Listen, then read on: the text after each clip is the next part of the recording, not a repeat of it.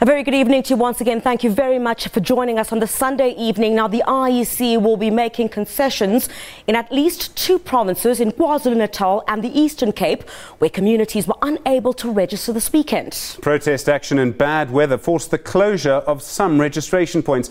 On Saturday alone, at least 140 stations were affected. Protest action driven by poor service delivery disrupted registration at scores of stations. The IEC partnered with political and community leaders to diffuse tensions.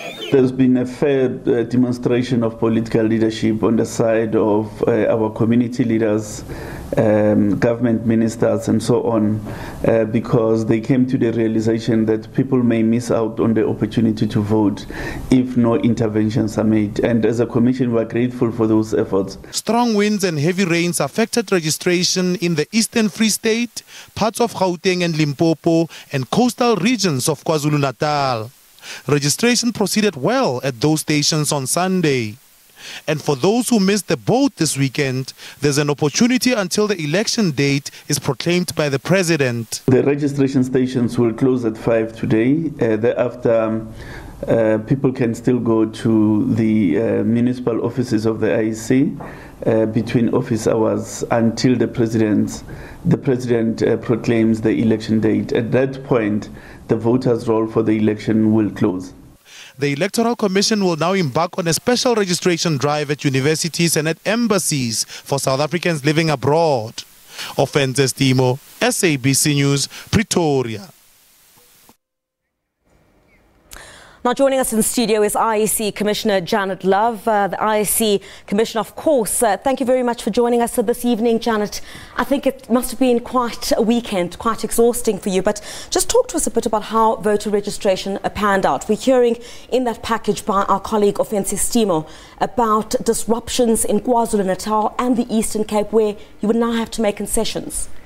Well, I'm not sure that we're talking about concessions. I think that what we're saying is that we are very committed to giving every citizen the possibility to register for as long as possible. Yeah. And so to the extent that we're able, we'll try and accommodate local officers in areas where rain or protest action affected things, and to make sure that people who then go to our offices are able to register. And that's in addition to people being able to go online, SMS and so on, in order to be able to check that their current registration details are up to date. Let's talk about exactly how many of these areas have been affected. We're hearing about the Eastern Cape and KwaZulu Natal. Could you give us a breakdown of that? Well, I think, first of all, there were areas in different parts of the country that were affected also for different periods of time. So, for example, although in the Eastern Cape we had certain voting stations that were closed initially, after some discussions with the community or after the assistance of the South African police or after party officials who were in the party liaison committee intervened, there were some opportunities for us to open those stations. In the case of stations which were affected by bad weather, we were able to find alternatives, or tents were re-established or moved slightly just if it was impossible to put up in the same place, and so they opened. So although there were stations affected by those things, a number of them were overcome with the hard work of the presiding officers on site. But certainly this must be of concern to the IEC, Janet, because I recall during the last local government elections I'd been stationed at Kapok and Natal as well, and there was absolute chaos. Every time we head towards a local government election or a general election, a national election, you always see these pockets of violence where it seems residents are not able to distinguish between what the municipality should take a responsibility for, and they would use that platform to air their grievances and get those in power to listen, and disturbing the entire process itself. That is, a concern for us. I think that we are understanding that people in different parts of the country have different kinds of issues and grievances, and I don't think that that is something that we would see ourselves as being responsible to engage. But what we are trying to do is to get residents to understand that our role is to enable people who do want to exercise their right to do that through, first of all, being able to register and subsequently being able to vote.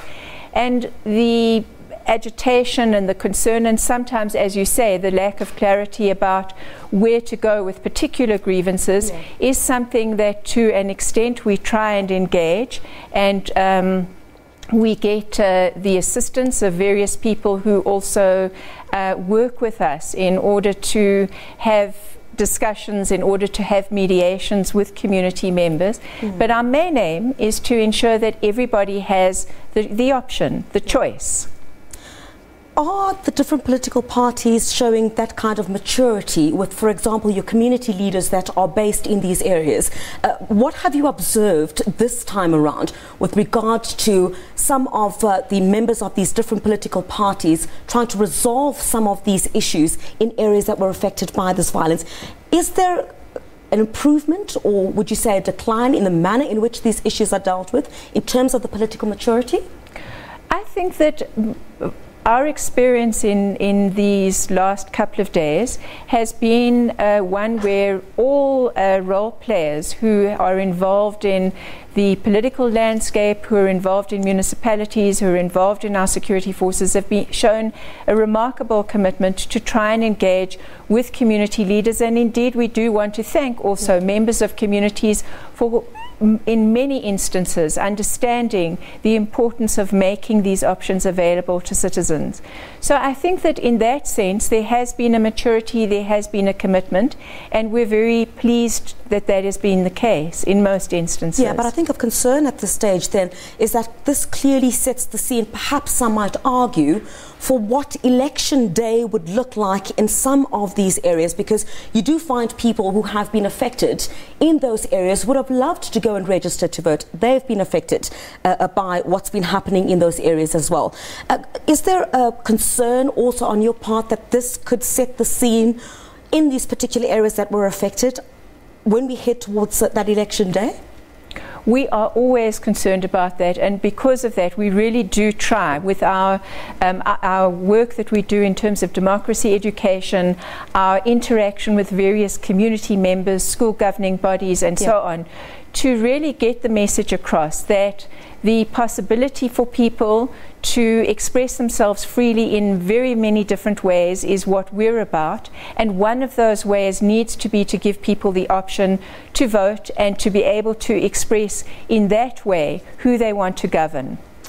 But of course, there is the issue of, if you've missed the boat this time around, you can, of course, go to the municipal offices of the IEC. Is that correct? Absolutely. Yes. First of all, those people who came just to check their details, we really urge people, if they have any possibility of going online, of sending an SMS, of phoning our call centre number, we really encourage people to do that even from this evening. But in addition to that, our offices will be open, and where we see that there is a real a gap because of the incidents that you've referred to, we'll definitely be supporting those offices, hopefully even with extra staff, facilities and so on, so that people can have that chance. Janet Love, a Commissioner at the IEC, thank you very much for your time this evening, and I'm sure we'll be hearing from you in the next couple of hours about exactly how many people went out to register to vote. We'll take a short break now, but coming up after that, we'll see what the heads of the various political parties,